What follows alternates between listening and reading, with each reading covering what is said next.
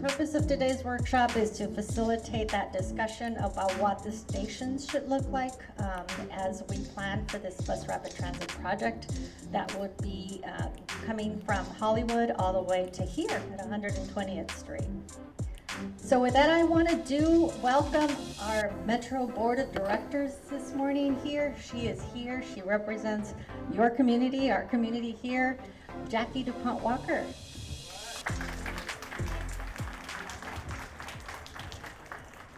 Thank you, thank you. I was clear from the very beginning that I was welcome, but I consider this all a part of the community, so thank you, West Athens Park, and all of the neighbors who have come.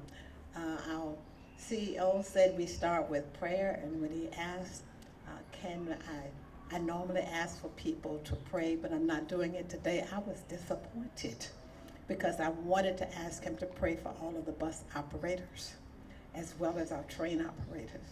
It is very difficult for us right now because they're all a part of our family. They come to work to make sure that our passengers can get where they need to go. And they know when they come out now that anything could happen, and we want to do the very best we can to have a plan that they can come to a safe work environment. And they, like us, are concerned about you, our riding passengers. So I hope you will join us in prayer every day that we can solve this solution. We know we're in a society where people find violence to be the answer. But we believe that together, we believe in the power of prayer. Together, we can make that difference. On behalf of the Metro Board of Directors, our chair is Mayor Karen Bass. Do you know who serves on the board? Let me tell you. Every supervisor, all 5, must serve. They cannot send a representative, they must serve. The mayor of the city of Los Angeles must serve. He or she cannot send a representative, they must serve. The mayor of the city gets to select 3 persons to serve, also from the city, and I'm honored to be one of the 3 serving with the appointment of Mayor Karen Bass. Then there are 88 cities in the county of Los Angeles. LA City is only 1. The other 87 cities divide the county into quadrants. So there are 4 representatives who serve from those 87 cities. They must be either a mayor or an elected official from those areas. And then we have Caltrans that sits on the board. That's who's sitting there trying to make decisions. I like to say every grain of dirt is represented. Know that this is very, very important to us. If you look at the timeline, you'll see public hearings, you'll see community input, you'll see board, and you'll see community input again. Your input is critical. But as I was saying, all of us are coming together with those people who have skills and expertise, our wonderful consultants who've been brought aboard, who are here. They're not sitting in a room drawing on a map. They're here to hear from you. Our Metro staff is going to come back and report to the board, is here to hear from you. We need you ready for the long haul. This takes time. As I explained to someone, the Crenshaw LAX line that we now call the K line was 40 years later than its original idea. It should have been the first line put in place, but the decision was made wisely that the first line needed to impact the city and the unincorporated county and some small cities. So then the blue line went in. And so 40 years later, we got the K line. Now, we're not talking about 40 years. The dedicated bus line will come quickly, but stay tuned. We need to hear from you. When I go off the board, I'll be sitting with you still listening because we are making decisions for future generations, just as someone made decisions for us. You being here today is extremely important. I also want to urge you to tune into our board meetings. It's the 4th Thursday in every month except 2 months out of the year. So in June the 28th will be our next board meeting. We will be discussing things. Are we on the agenda, Vermont? We're not on the Vermont agenda, but safety is on the agenda for then. Thank you for being here today. We want to get and hear from you. I want to sit in the tables with you and know that whenever we call, we are serious. There is no hidden agenda. There is no answer in a box waiting to be unlocked. Your voice makes a difference. Your voice Invite your neighbors and friends, businesses in the area, schools in the area. Everyone's voice makes a difference.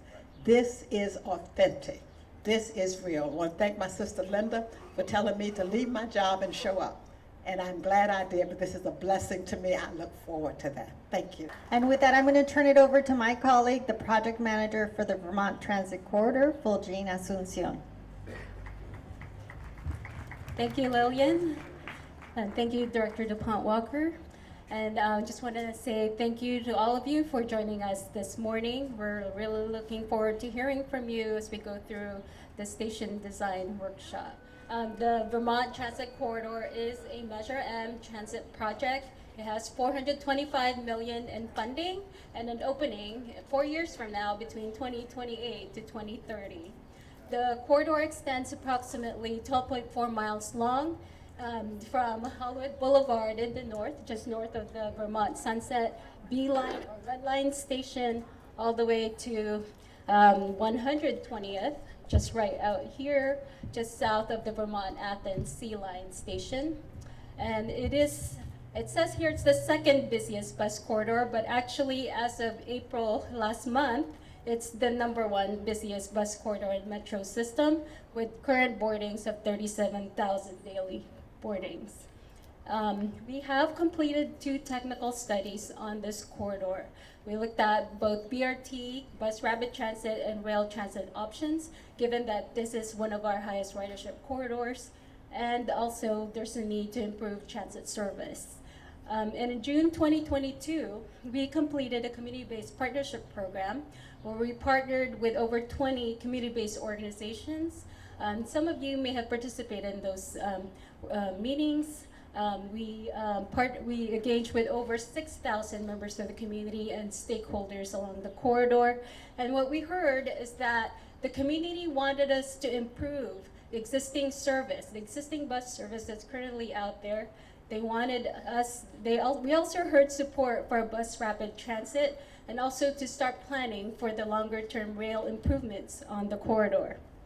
And so in September 2022, as a result of the community feedback, our board directed us to advance the Vermont Transit Corridor with near-term bus service improvements, a BRT project, and also to start planning for the longer-term rail options, and to continue to identify additional funding to deliver the rail project. So to improve transit service on the corridor, the goals and objectives include improving the service performance by making our buses more reliable, making sure that they're consistently on time. Also to reduce travel times through the use of several BRT elements, including dedicated bus lanes, transit signal priority, which reduces the amount of time the buses have to wait or are slowed down at traffic signals, also with fewer stops and other service enhancements. Another goal is to increase ridership and reducing the use of private vehicles by encouraging more people to take transit. We also want to enhance customer experience by providing enhanced stations with passenger amenities, including shelters, benches, transit rider information, and lighting. A lot of our bus stops along the corridor, we currently don't have any amenities, so this would improve that. We also want to improve access for both bicyclists and pedestrians, and also improve safety, and that would be accomplished by separating the buses from other vehicles, enhancing lighting at stations, and other safety measures. And another goal of the project is to invest in the community by improving mobility and livability, reducing greenhouse gases, and really creating healthier neighborhoods. And so this is the Vermont Transit Corridor, and it provides connections to the Metro rail line. So in the north, it connects to the Metro B, Red Line, the D line. In the south, the C line, and then also the E line, which connects to West LA, downtown LA, East LA, also the A line and the future Southeast Gateway line. So BRT on Vermont would enhance the connections both for the corridor and regionally. So as part of the near-term improvements that's proposed on the corridor, we're looking at curb running bus lanes on 2 segments on the corridor. In the north, between Sunset to Wilshire, and in the south, between Gage to Vermont Athens Sea Line Station. It will also improve existing transit signal priority on the entire corridor, and we're anticipating that implementation of near-term improvements would be in summer of 2025. So it would be ahead of the BRT project. For the BRT and rail improvements, we are conducting the planning and environmental study in 2 parts.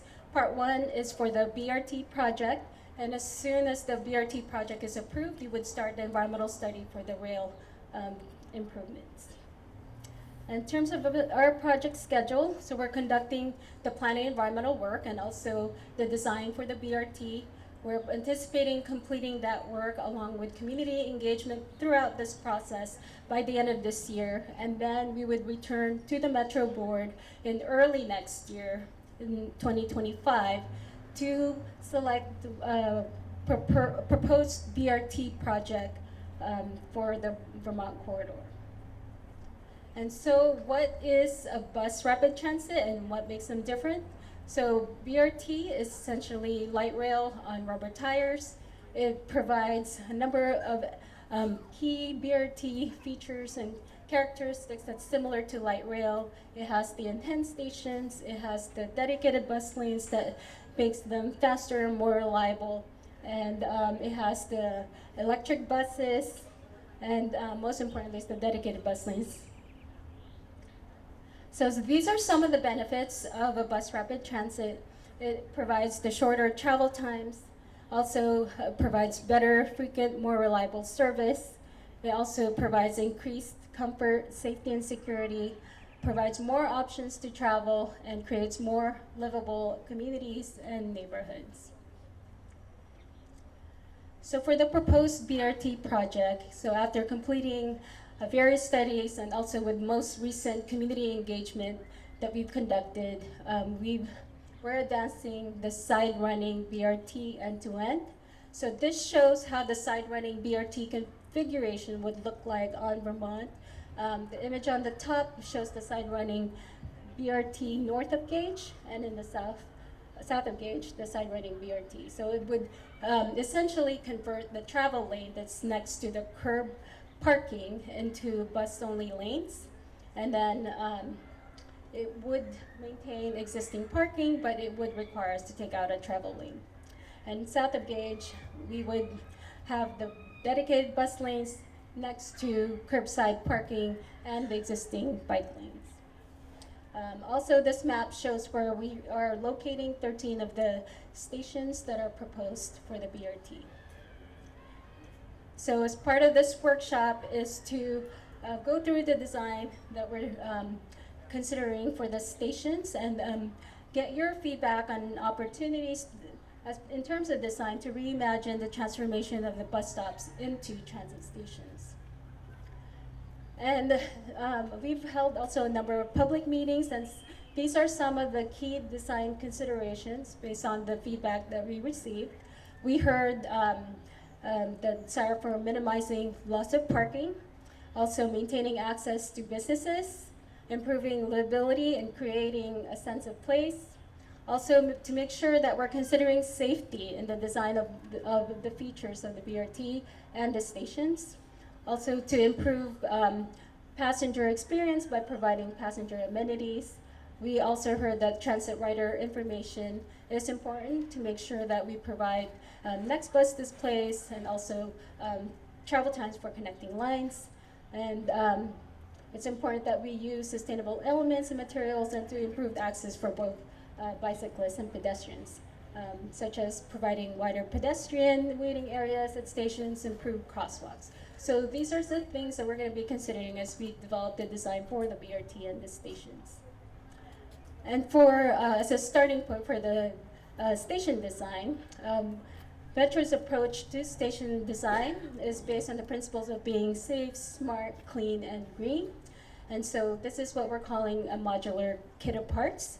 And it's making sure that because station locations vary in size, we need to make sure that you could accommodate a shelter, seating, all the amenities within existing site configurations. But while making sure that the station will include safety elements like integrated enhanced lighting. It would have the transparent backing for clear sight lines, could provide electronic surveillance, and all our stations will be smart. It would have next bus arrival information, a customer information panel. They'll be clean. We will be using durable materials, provide trash receptacles, and they will be green. There will be energy efficient lighting and the fritted glass canopy for shading. I will now hand it over to Ken.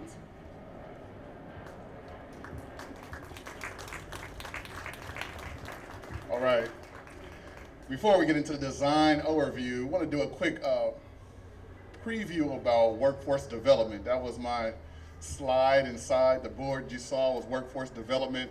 But let me introduce myself. My name is Ken Billups.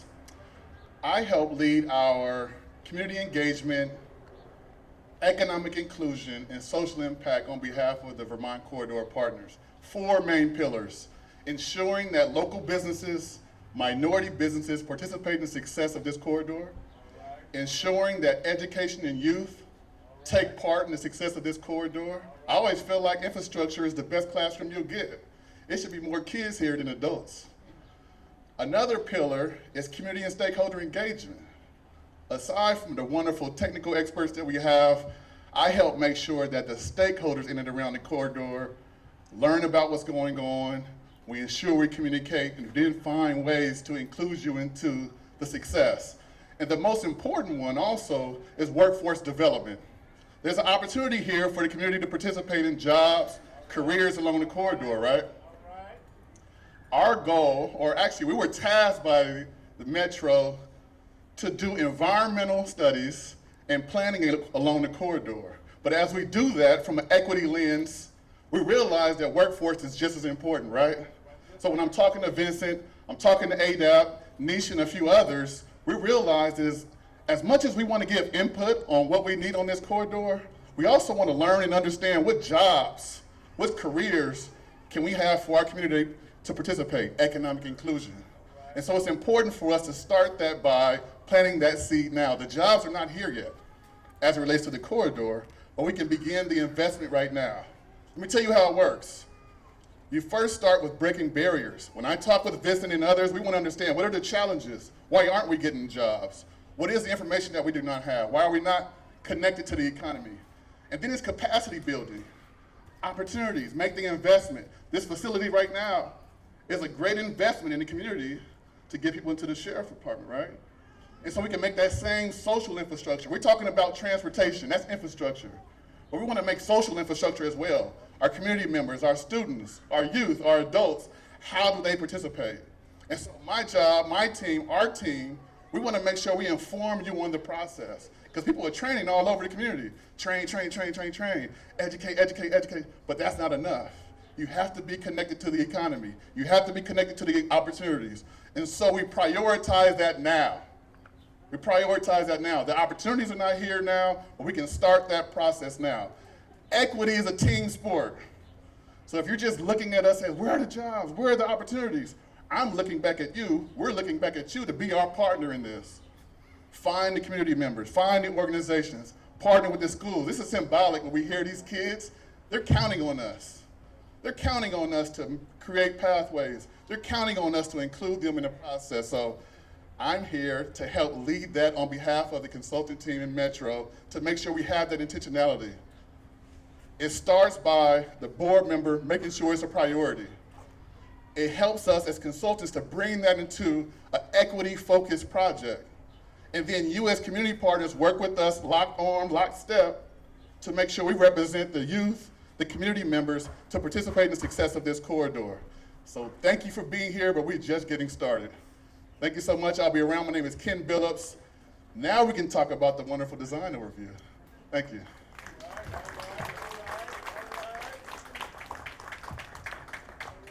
Thank you, Ken. And we do understand jobs are important. My name's Roland Wiley. I'm an architect. We are leading the station planning and design process. And this is my clicker here, Sylvia.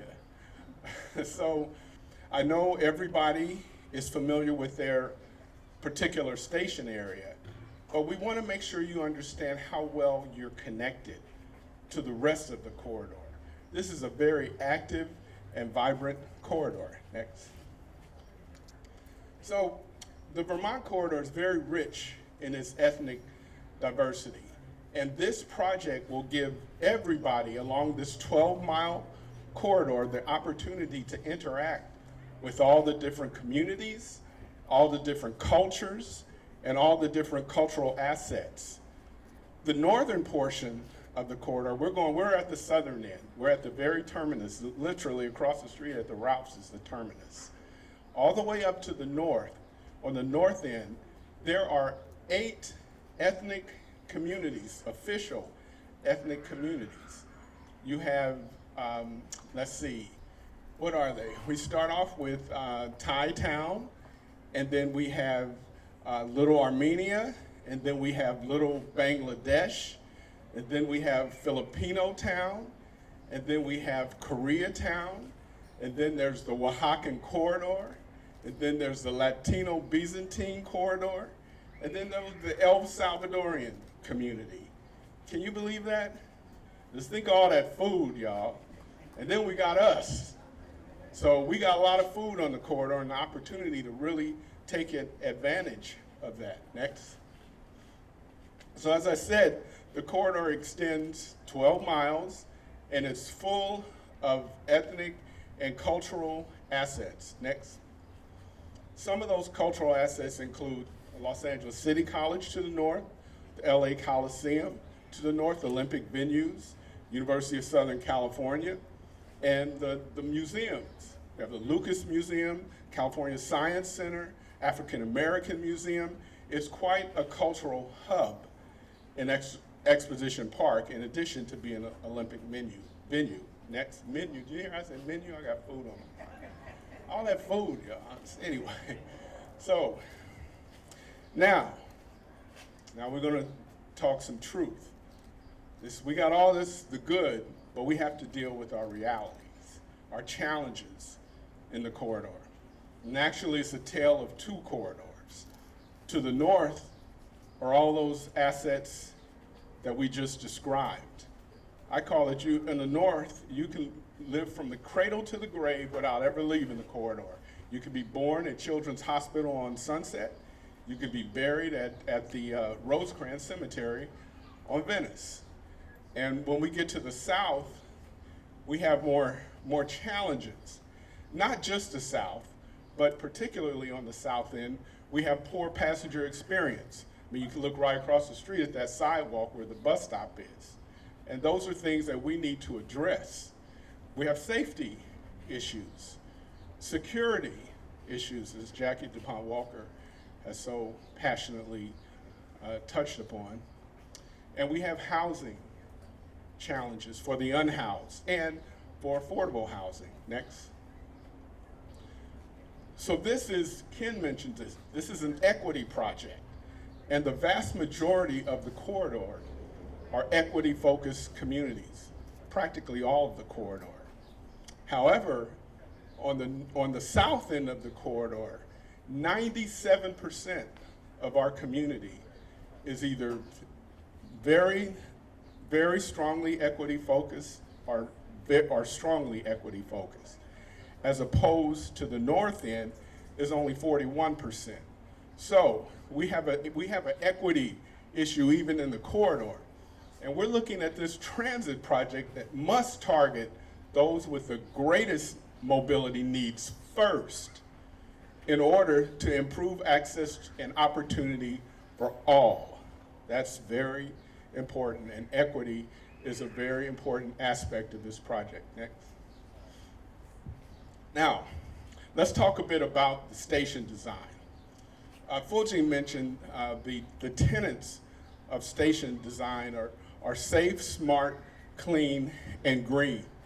And there are components that are essential to these stations in order to achieve that. You have shade, it's very important, comfort, places to sit, and cleanliness. And cleanliness that is maintainable, Not it starts off clean and you look up 2 months later and you wonder what happened, but materials that are durable and easy to maintain. Next. So this is a day, and I know it's hard to see, but in the evening, next, still there.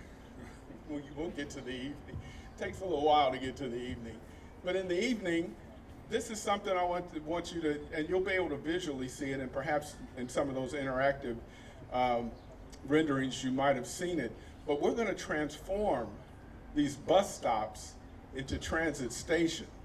In other words, it's not going to just be a little sign and maybe a light and maybe some shade, but each station, each of the 13 station locations, which is 26 stations, will feature lighting. That this platform is approximately 40 feet wide.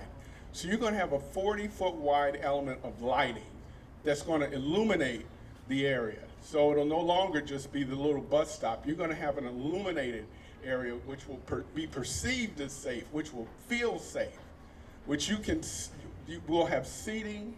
There'll be a sign, an information panel that will tell you when the next bus is coming. There'll be an information panel that will be a map of the transit system and also be able to give you information about what are some of the assets within walking distance from your bus stop.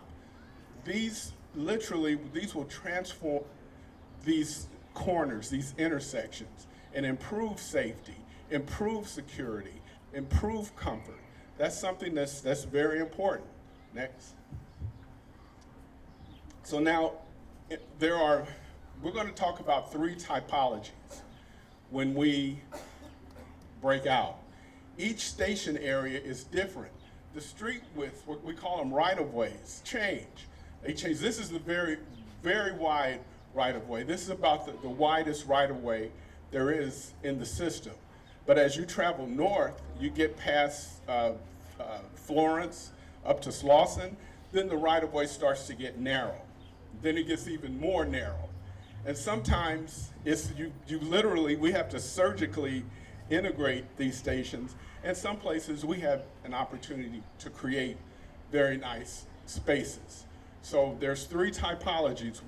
The first typology is the wide station, and that's what we're going to experience here at Athens and at Century and Manchester, where you'll have the sidewalk, then you'll have a bike lane, then you'll have the station platform, and then you'll have the dedicated bus lane where you board the bus. So those are the 4 elements: sidewalk, bus lane, excuse me, a station platform, and dedicated bus lane.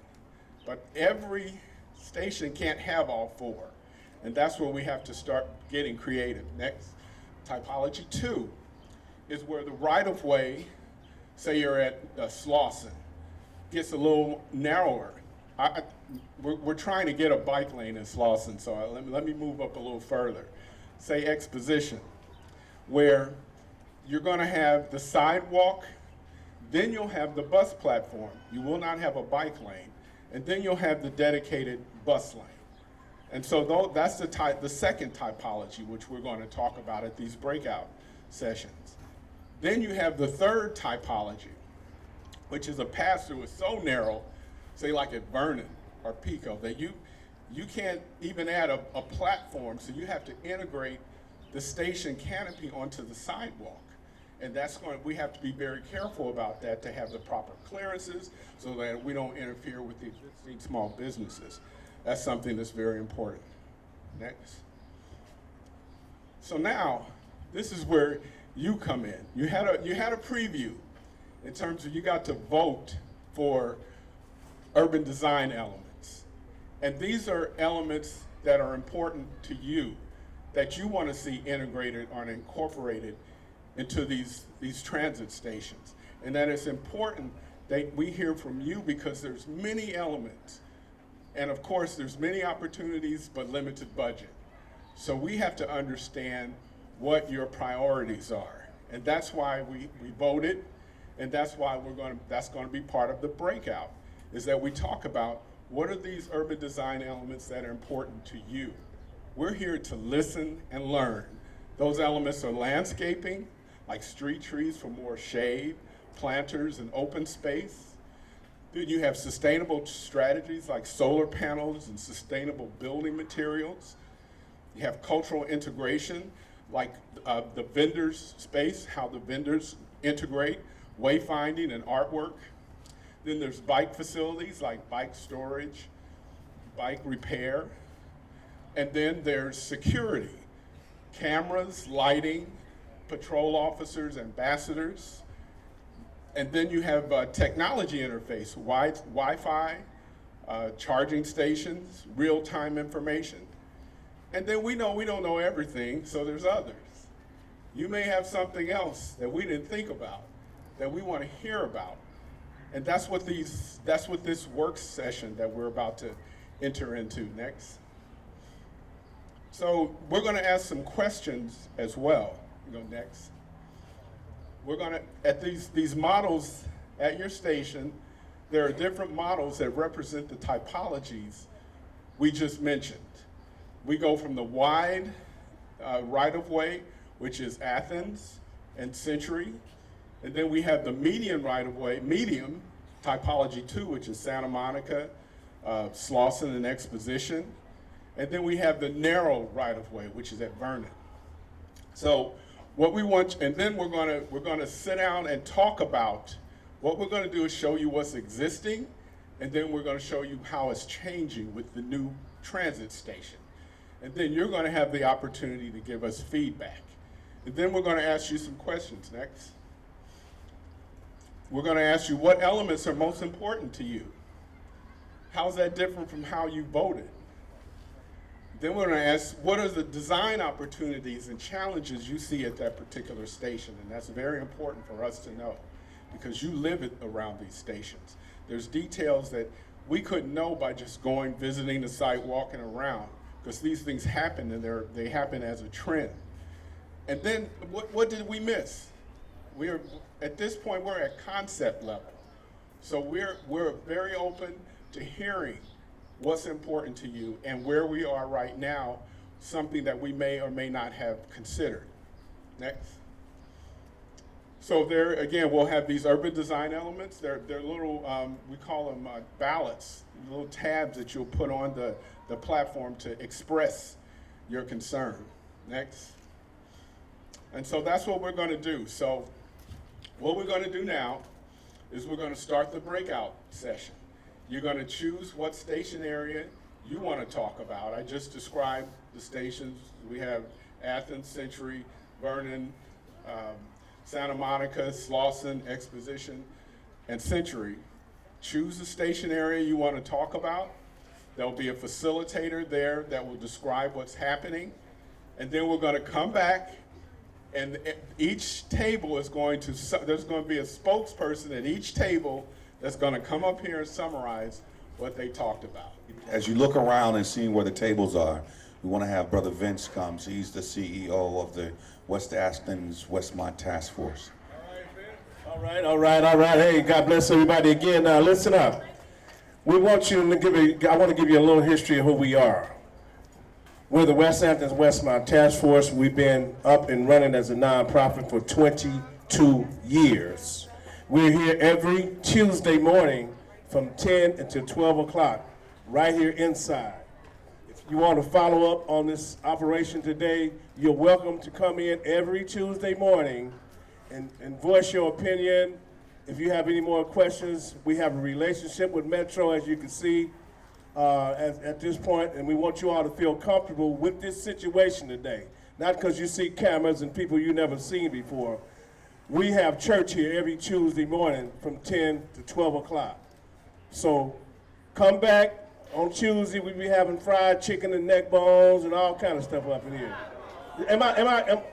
Do we have fried chicken? Tell the truth. We eat good up in here every Tuesday morning, but I wanted to say that before we went to the breakout session. Thank Metro. Let's give Metro a great round of applause, you guys. This is a great opportunity for our community.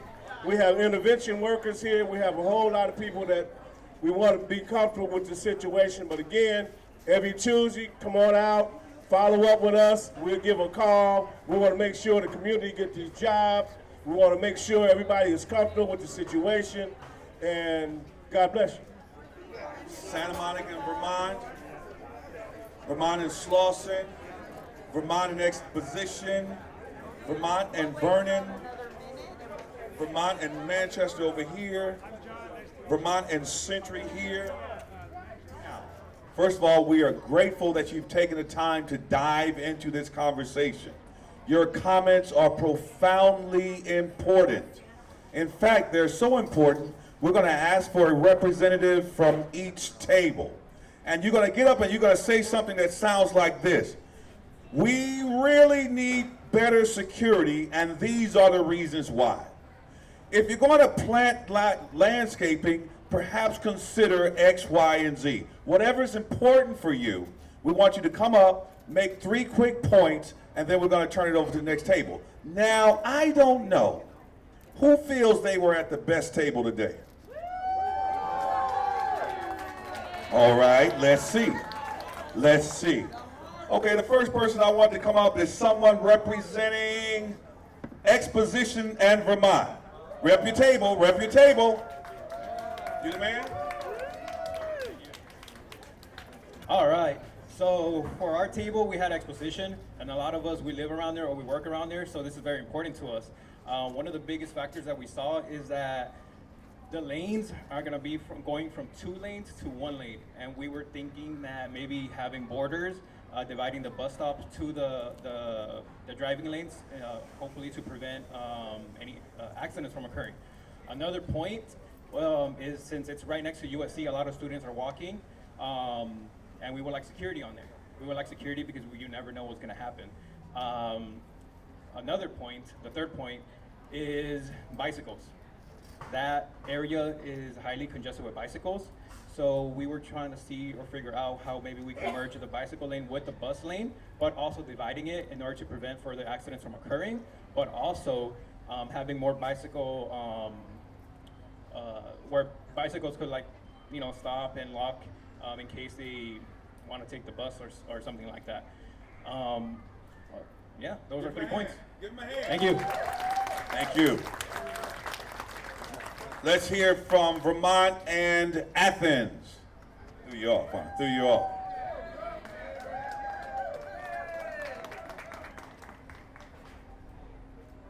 Good morning, everyone. Thank you to my amazing table of supporters over there. I did not want to come talk, but they made me. I think for our table, what kept coming up was issues of security and cleanliness. So we talked a lot about what type of lighting our station was going to have, trash cans, things like that. But also one thing that did come up is it would be great if Metro could develop some type of app or program to easily report maintenance and trash issues. Something similar to like what the 311 app through the city, where you can like even take a photo of the issue. It asks you for the location, and that way it can easily be addressed. Because I think, most of us, it's not that we don't care about our community. We want a clean community, we want a safe community, but sometimes in the rigmarole and the bureaucracy of where to report, things get lost. So, thank you. Thank you. Thank you. Vernon and Vermont. Let's see what you have. All right, so quickly, the first thing we discussed was lighting, because the street is already so narrow, so many things going on, children moving around. Lighting is going to be very important. We also talked about the weather, so having proper, for raining days, that the people that are waiting for the bus are actually covered and it's not just shade or decorative. We also talked about security zones, so having police officers or some sort of security where they're taking care of a certain zone. So as the bus is moving, as it's getting crowded, as there's traffic, there's something that's controlling and patrolling the area. We also discussed technology and just having chargers for the students that are boarding the bus, to making sure that they feel safe as they're out on the street. Give her a hand. Outstanding, outstanding. Okay, over here, Century and Vermont. Y'all give her a hand. She's kind of shy. Thank you. Oh, I have to stand up. Okay. thank you. Oh my. Okay, so we are from Century and Vermont, and we discuss security, safety a lot for the passengers, not only on the train but on the station as well. We discuss landscaping. We were speaking a lot about this center median and adding some more beautification, some flowers for the pollinators, and then also some sustainability, so possibly like solar panels, things to maintain the space. Thank you. She did good. She did good. So they noticed there's a lot of overflow of the trash, so they were thinking maybe a daily cleanup or twice weekly, probably more daily. They were also worried about security. They want lighting, especially at night, to make things visible. They wanted in-house security to create more jobs, and they wanted security at the BRT and on the bus at all times. They also wanted to beautify the stations by adding some art and maybe some vending machines, because we get hungry waiting. I mean, I'd like some food right now.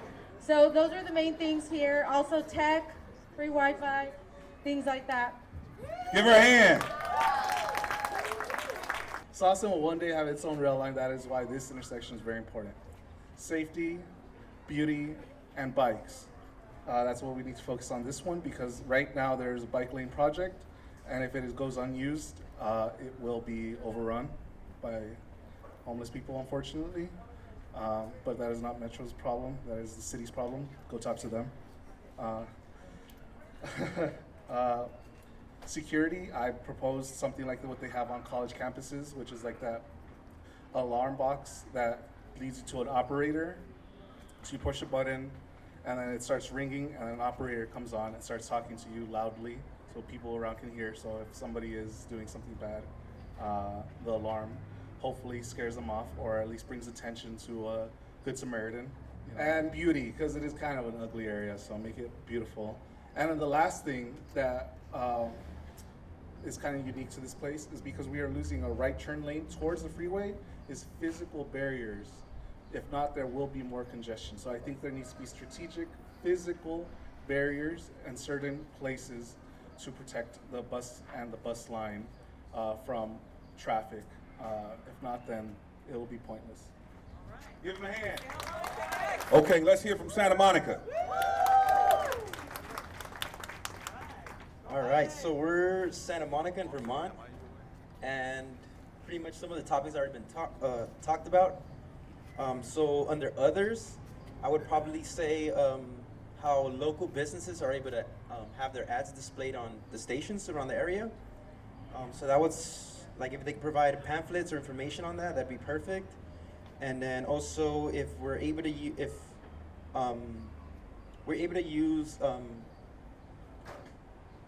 better quality materials and asphalt around these stations, just because I know along Santa Monica Boulevard, there's the asphalt they use there is not that great. It just kind of like spreads over to like the sidewalk and stuff like that, or it just makes it unstable for drivers to kind of like drive along that area. So yeah, it's pretty much those two. And then also for security, if along the stations you guys are able to provide some speakers just to kind of like mention there is audio and recording taking place, so that way kind of like people feel safer, that'd be perfect as well. All right. Give them a hand. You ready? Let's go. Rep your table. Where are they? Okay, Boss we're me doing around. That table over there in the corner. South Century. So one of our concerns was definitely for the older and disabled people, wheelchair access. Didn't get much feedback on that, but so wheelchair access is one of them. Another thing would be for somebody in our group mentioned that the stations were a little too close to the street area, so maybe pushing them back a little, or having that in mind, keeping that in mind, safety for little ones and elders that have to get there. Another thing would basically like cameras and Wi-Fi. Okay, having Wi-Fi on the waiting area and also on the actual buses. Those were our main concerns. Thank you. Thank you. Give her a hand. Manchester and Vermont. It has been expressed that all of the opportunities that we can take advantage of, why do we have to settle for one? Why can't we have each and every one of those colored dots on that board? If we can get it, get as many as we can get. Don't limit us to have to choose certain amenities for certain stops. One of my things is that that intersection is so concrete. It is so large. There's nothing but concrete buildings all around. I would like to see something visually pleasing. There's no beautification. So if there's something, metal plants, in Arizona they have plants that are metal that just make everything look pleasing. If there's a lot of people in that intersection, I want to be able to go and see how beautiful it is, because beauty is going to make me feel safe. Beauty is going to make me feel comfortable. Beauty is going to make me want to refer someone to tell them, catch a bus over there. It is very nice over there. That means a lot to me, just to see it beautified. Thank you. So to summarize, what he said was he wants everything and he wants it to look good. Right? Who that and say? Who am I leaving out? That's it? Give yourselves a round of applause. You did an amazing job. We're very grateful for all of you and your ideas and your thoughts. All of this is being gathered together. All of the information is being gathered and tallied, and it shifts. It creates priority of what types of issues should be considered as this is laid out. You have been a great audience. They tell me that the mind can stand what the seat can bear. Have a wonderful day.